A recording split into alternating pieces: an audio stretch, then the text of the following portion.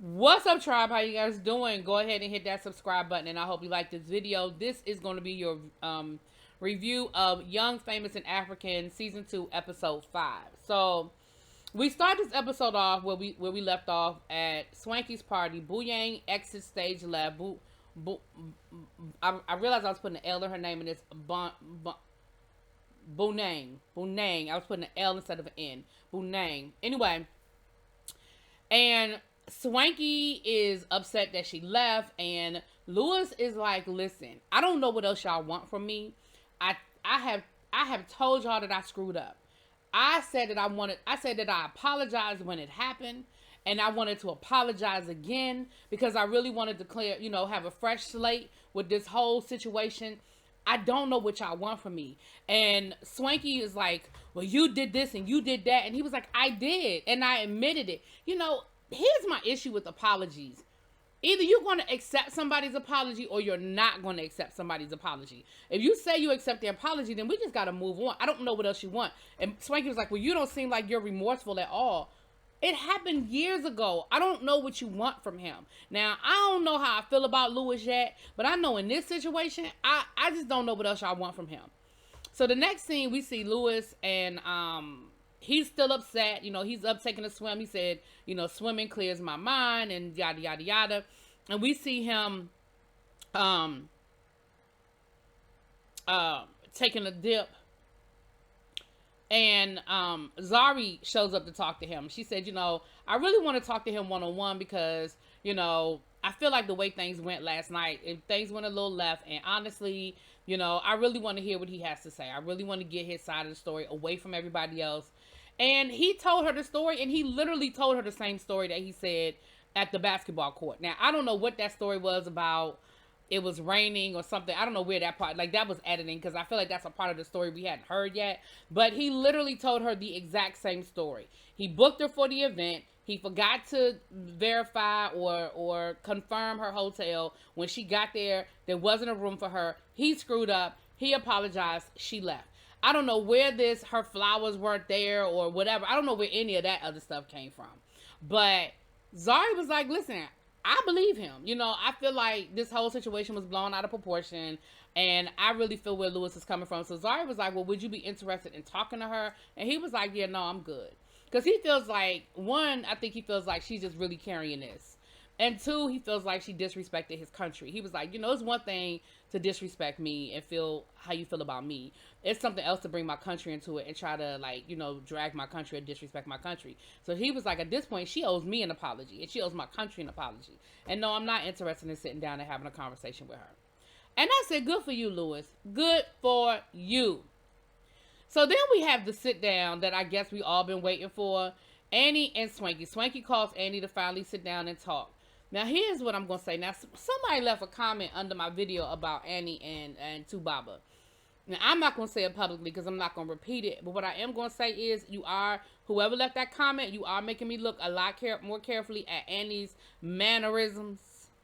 Now, y'all going to have to read between the lines of what the person said under my comments, okay? But I am definitely looking a lot more closely at her mannerisms, all of the moving and twitching. Y'all reading? Y'all reading? Y'all reading? Okay. It's definitely making me look a little bit clearer, right? Annie can't sit still. She's always, I don't know. It's something going on with Annie. But after watching this sit down between Annie and Swanky, I believe Swanky. I believe Swanky anyway, because that is just too convoluted of a story to make up. That you were on the phone, you overheard the conversation. But the main reason why I believe Swanky is because Annie doesn't want to talk about it. Annie just wants to apologize and move on. Because at first she was like, that didn't happen. That phone call. What noise was that? That phone call never happened. But the more Swanky explained what happened and gave her more context, you know how when you're talking to somebody and you realize, oh shit, I did do that. Or I do remember that. I feel like the ding, ding, ding went off. So then she was like, well, why did you wait 7 months? Why did you wait 7 months? Why did you wait 7 months? It doesn't matter how. Now, I will say this. I do feel like he could have said something to her. If he was that upset, he could have said something before. But I mean, does it matter that he waited 7 months? If you did it, you did it. If you owe him an apology, you owe him an apology, right? That's how I feel. So she just wants to move on. She just wants to apologize. She just wants to get to a better place. And Swanky is like, look, I ain't gonna drag it. I'm gonna go ahead and let us move on. But just know that I know that you know that I know that this some bullshit. Just know that I know that you know that I know that you did what I'm accusing you of doing. And you really didn't allow me to get the satisfaction that I was looking for to clear all of this up. So they, they cheers and moving on and to being friends again. But, when stuff like that happens with you, the friendship is never the same. At least not immediately. And if Annie won't even be honest about what happened, there's no way. See, we can't move on if you won't admit what you did to me. I can't do that. Well, let's just agree to move on. No. Not if you want to admit what you did. And I do believe that Annie did exactly what Swanky said she did, as far as talking shit about her. Now, as far as whose idea was to have the event and who, I don't care. But as far as, him overhearing her talking trash, I believe it. So then we have Nadia having a tea party. Basically, this show is nothing but, I guess that's all reality shows. It's just them getting together with different events and talking, child, I guess. But how other reality shows, we see them doing stuff. They don't do, I guess they do, because we had the paint and sip, and then later on in this episode, they went to make gin. So I guess they did the train ride last year. So I guess they do stuff. Anyway, moving on. I think the editing is just very choppy. There's not a lot of smooth transitions. Maybe because there are no commercials. You know what? I think that's what it is. I think because, on reality shows, there are commercials to buffer the transitions, whereas on here, there is no transition. It's just scene. I think that's what it is. Okay, I solved it. So, Nadia is having a tea party. She invites Connie, DJ Naked, and Lewis. And basically, they're recapping the dinner party with Tubaba and Annie. Now, Naked just don't want to be in it. Naked's thing is, I really just don't want to be in this. Because at first he tried to act like he wasn't even there when the argument happened, which he absolutely was there. Unless that was some interesting editing, he absolutely was there, right? So, he was like, Tubaba was talking himself, he was digging himself, but Nadia was egging it on. And I still don't see it that way. I see it as Nadia trying to get clarity, not just for her, but for Annie. See, here's the thing. You're my friend, right? You're my friend. Your husband has cheated on you multiple times. He has made promises. He continues to cheat. He has made promises. He continues to cheat, right? Multiple times. Now you have this same man, basically in his own words, saying, I have no intention of being faithful to you. Because in my mind, I make love to you. I have sex with them. So if my dick gets hard and you're not there, I'm going to relieve I'm going to relieve the pressure. That's what he said. Now, people, y'all can dress it up however y'all want. And then when she finally pushed him against the wall, he said, I'm just saying that's how some men think. No, the question was, is that what you think? I don't care about some men. And if Andy is my friend, sometimes I need you to hear from him because you clearly ain't hearing it from me. I don't know. That's how I took it, y'all. Y'all tell me if y'all don't see it that way, but that's how I took it. I did not feel like Nadia was egging this on. But anyway, that was that. And then they were talking about what happened at the party with Lewis and Bunang. They talked about that. They just kind of getting everybody caught up on the events that they went to separately and just kind of giving them the information. Again, they were talking about Annie and how something just is just off with Annie. Just things are just off with Annie. So then there's a polo event. Naked and Kelly are hosting a polo event. And Kelly was like, look, I hope these people show up with some sense. I hope they don't show up here with no drama because ain't nobody got time for that today, okay? We're just trying to be down to the polo field, having a good old day at the polo field, enjoying the polo game, and living our best life. I find it interesting that we have not seen Ndele in a couple of episodes. But did y'all notice that he's an executive producer? So I feel like he put this show together and he's really there Maybe this season he's more of a secondary. But then we only on episode 5. We got 4 more episodes, child. We'll see if he come back. But I just didn't see him a lot this episode. And he was at the dinner party last episode. But that was, anyway. Neither here nor there, child. So, we're there. And Lewis is still feeling like he don't think he want to be a part of this friend group. He was like, these people are just a bunch of bullies. They bring up the fact that him and Fanta was supposed to go out on a date, and she shows up, you know, and Fanta is like, listen, I hope that Zari doesn't try me today because I don't really have the energy for her. I don't really have the time for her.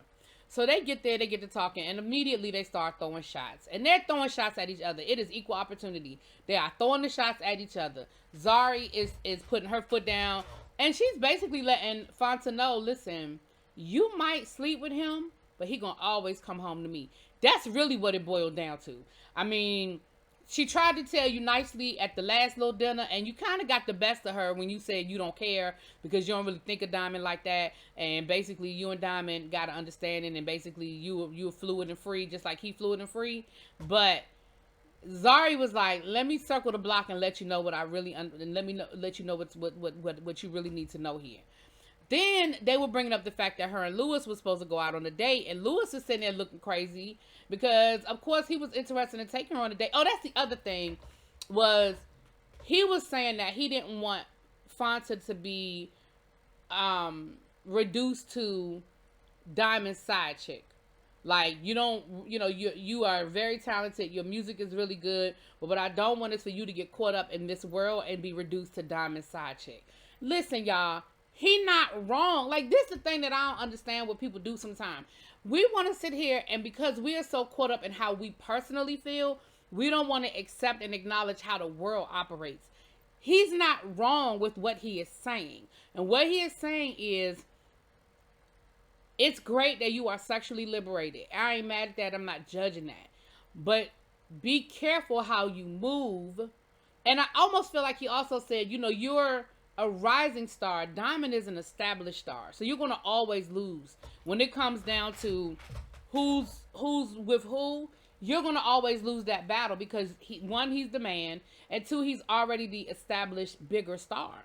So they were trying to come down on him at the dinner party, and it started happening a little bit again, that they tried to make it seem like he was just being a chauvinist and he was trying to be all, caveman. But listen, you can change the rules, but before you can change the rules, you got to get in the game. And what he's saying is, don't put yourself in a position where you're not in the game. That's really all he's saying.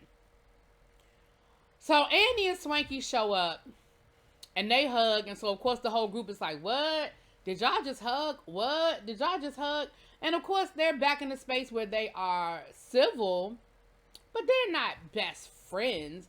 But of course, the group is happy that they've made up and they've cleared the air or whatever. Tubaba is there, and he looked like he don't want to be there. Like, I feel like, I don't know if Andy made him. I don't know if he signed a contract. I don't know, but he is really looking like he don't want to be there. Is it me? And y'all can put this in the comments. And again, I don't want to sound like I'm nitpicking, because I'm not. Does Tubaba look like he's lost weight from last season? I feel like he's smaller this season than he was last season. And there's nothing wrong with that. I just was making observations. Okay. So they ask about Ndele, and Zari's like, how am I supposed to know where he is? And they were like, well, whatever it is that y'all got going on. And she said, I find it interesting that we have these double standards in this group. Like, it's okay for Diamond to go out here and slang it at anybody he want to slang it at that's in our friend group. But the minute I go and I want to try to get with somebody in the friend group, now it's taboo. Now it's taboo. Now I'm doing too much. Now I'm crossing boundaries. And she said, I really feel some kind of way about that. Diamond basically out here doing whatever the hell he want to do. But for me, it's a problem. It turned into a big argument between Zari and Fanta. And like I said, At the end of the day, Fonta, you're gonna lose that battle. Like you're gonna lose. You're gonna always lose. And she found out the hard way because baby, she called herself calling Diamond to try to talk to Diamond about what happened and basically let him know that, she didn't really appreciate the fact that they're the talk of the group and let him know how the conversation went. Baby, he didn't even answer the phone. And she's talking about, I don't understand why Diamond isn't answering the phone right now, but he didn't answer the phone because he already know. Because if you don't think that Zari called him as soon as she pulled her ass off from that event and let him know what went down, baby, and I bet you he answered the phone when she called, okay? The other thing is, ma'am, y'all are the talk of the group because you opened your mouth.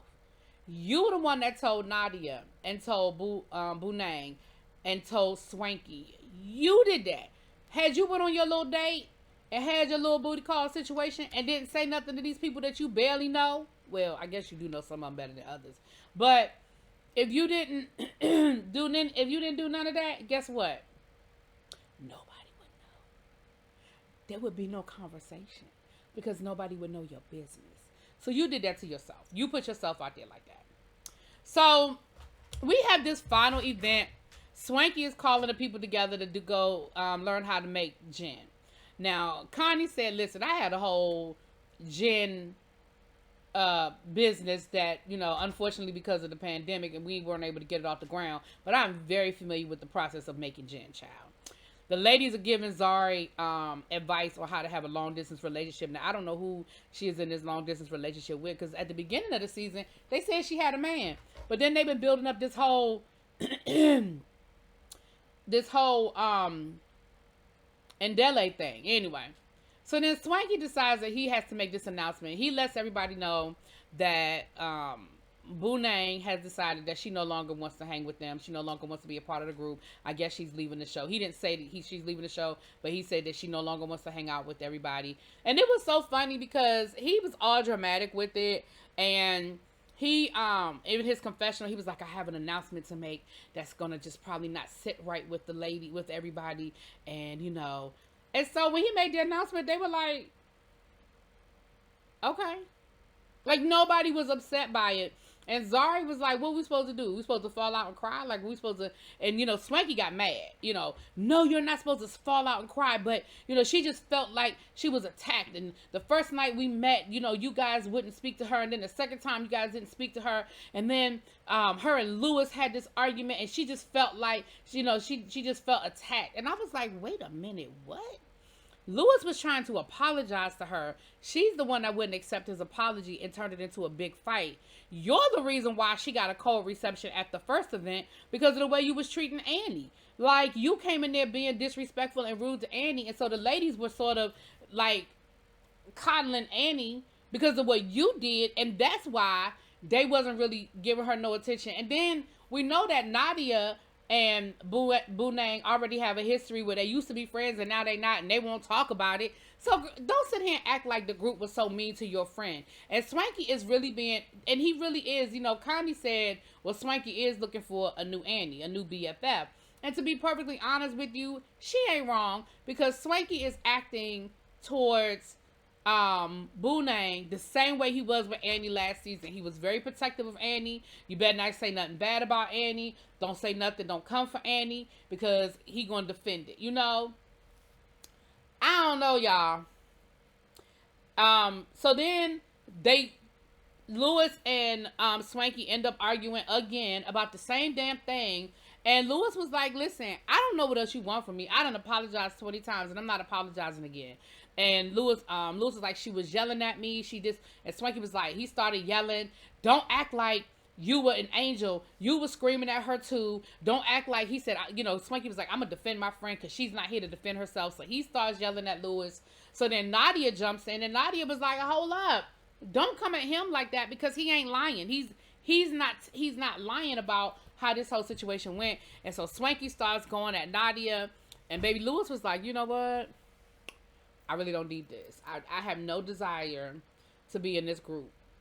And I'm going to exit stage left. Okay? That's left on my screen. Okay.